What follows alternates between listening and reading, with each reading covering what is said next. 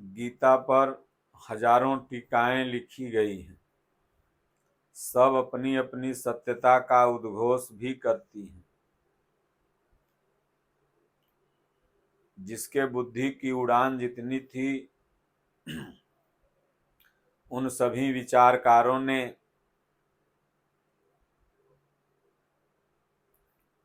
बुद्धिमान व्यक्ति राइटरों ने अपनी अपनी विचारधारा दी, लेकिन जो महापुरुष होते हैं, जो साधना करके भगवान श्री कृष्ण की स्थिति तक अपने स्वरूप को पहुंचा लेते हैं, भगवान कृष्ण में और उनमें कोई अंतर नहीं होता, क्योंकि भगवान श्री कृष्ण भी योगी थे और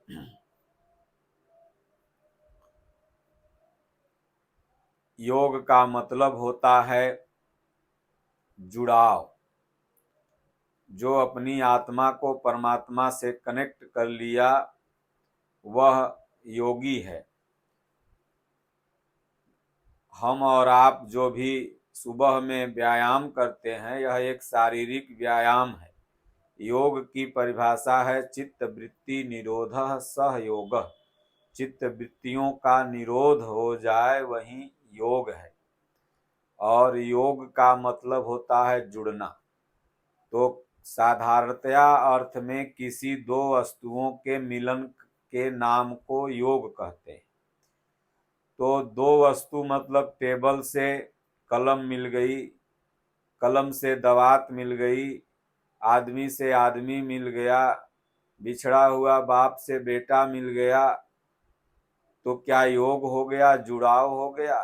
दो दिल आपस में बहुत दिन से टूटे हुए थे, वो मिल गए, आपस में बातचीत चालू हो गया, तो क्या जुड़ाव हो गया? नहीं, ये योग नहीं है, यह जुड़ना या मिलना नहीं है। ये तो एक ही वस्तु है। पंच भौतिक जो है शरीर है, पंच भौतिक टेबल है, पंच भौतिक वो ऊपर रखा हुआ ग्लास कप है, पंच भौतिक ही वो कलम है, वो दवात है। तो वो दो चीज कहाँ हुई? हो तो एक ही चीज है। सब में पांच चीजों के मिश्रण से यह शरीर या संसार की कोई वस्तु का निर्माण हुआ।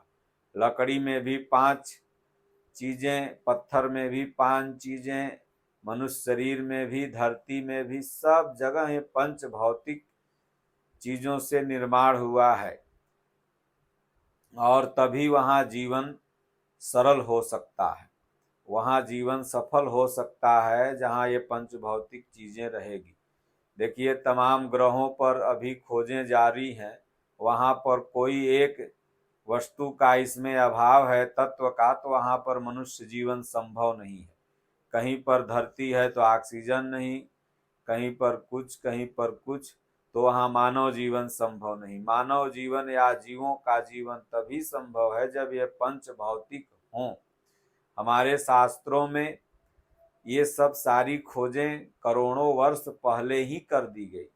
गोस्वामी जी कोई रिसर्च नहीं किए, तो भी भगवान के आदेश अनुसार उन्होंने लिख दिया कि क्षितिजल पावक गगन समीरा पंच रचित अति अधम शरीरा।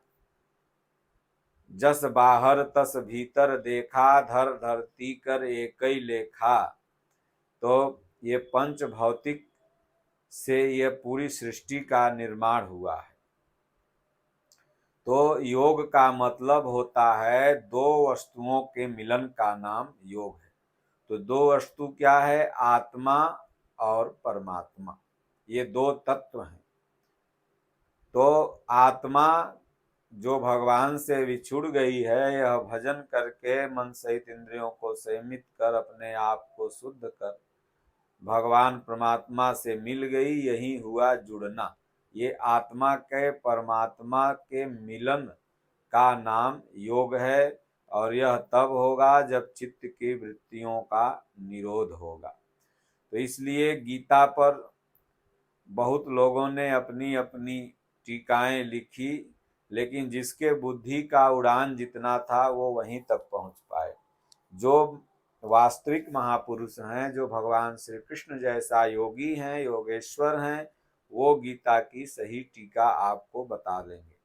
आप सब टीका पढ़ने के बाद एक बार यथार्थ गीता पढ़िए तो आपको लगेगा कि नहीं, जो यह टीका है यह साधना है। एक व्यक्ति डॉक्टर हैं, सगुना मोड़ में उनकी डॉक्टर की दुकान है, प्रैक्टिस करते हैं। वो कहे, महाराज जब से हम यथार्थ गीता पढ़ने लगे तब से हमारे अंदर एक अलग शांति की लहर दौड़ने लगी, मन हमारा शांत रहने लगा, चेहरा पर हमेशा डिप्रेशन बना रहता था, तनाव बना रहता था। जो कि डॉक्टर हैं, वो चाहते तो दवा खा करके भी दूर कर लेते, लेकिन दवा खाए होंगे और हुआ नहीं होगा। तो हमसे मिले थे, विष्णु से भी मिले, तो विष्णु ने उनको बताया। तो हमसे इस बार चर्चा कर रहे थे कि महाराज जी एक बार मैंने पढ़ लिया, बड़ी शांति मिली, दूसरी बार मैं पढ़ रहा हूँ, अंदर से एक ऊर्जा आनंद मिलता है, और जब तक नहीं पढ़ता हूँ तब तक लगता है कि कुछ बाकी है। तो वास्तव में यह एक भगवान के प्रत्यक्षानुभूत है। भगवान का जो विचार था, भगवान कृष्ण ने जो अर्जुन से कहा, वह चीज इसमें पूज्य स्वामी जी ने भगवान के आदेशानुसार, क्योंकि महापुरुष के विचार क्या थे ये कोई महापुरुष ही जान सकता है। तो आइए हम लोग एक कहानी के माध्यम से समझेंगे कि भाई कोई भी गीता पर टीका जो है वो गलत नहीं है, सब सही है। जिसके बुद्धि की जितनी उड़ान थी उतना उन लोगों ने उसको स्पर्श किया, लेकिन वास्तव में जो यथार्थ है, जो भगवान का विचार है, उसे पढ़ करके अपने साधन गम्य में लाना चाहिए। तो एक बार की बात है कि एक मक्खी थी, माछी जो घावों पर बैठती है, भोजन पर बैठती है, तो अपने सहेलियों के साथ 4, 6, 10 माखी बैठी हुई थी। तो वो आपस में विचार कर रही थी, दोनों, तीनों, चारों, पांचों मिलके कर रही थी कि आकाश तो 5-6 फीट का है, 4-5 फीट 6 फीट का आकाश है। क्योंकि वो 6-7 फीट उड़ती थी इसलिए कह रही थी 6-7 फीट का आकाश है। तो वहीं पर एक कौआ थोड़ा दूरी बैठ के सुन रहा था। पक्षियों की भाषा तो पक्षी समझते ही हैं। कैकेयी के पिताजी को भी वरदान था, कैकेयी को वह भी पक्षियों की भाषा समझ लेते थे कि क्या बोल रहे हैं। अपनी पत्नी को 4 बांस मारा भी था इसीलिए। खैर वो कहानी कहेंगे तो लंबा हो जाएगा, नहीं तो बता ही देते हैं। उनको यह वरदान था कि पक्षियों की भाषा आप समझ लोगे, लेकिन जिस दिन किसी से बताओगे उस दिन आपकी वहीं पर मृत्यु हो जाएगी। तो अपने पत्नी के साथ गंगा स्नान करने जा रहे थे। वहां जब पहुंचे तो एक बकरी, एक बकरा बात कर रहा था। बकरवा कह रहा था कि वो तोड़ के लाओ फूलवा, बकरिया बोल रही थी बकरवा से, फूल जो बहते हुए जा रहा है तोड़ के लाओ। अब राजा साहब ही सुने तो हंस दिए। तो उनकी पत्नी जो थी वो बोली, क्यों हंसे आप, औरतन के सामने हंस दीजिए तो उसको शंका हो जाता है, बतैबे करिए बतैबे करिए। जिद बांध बैठी।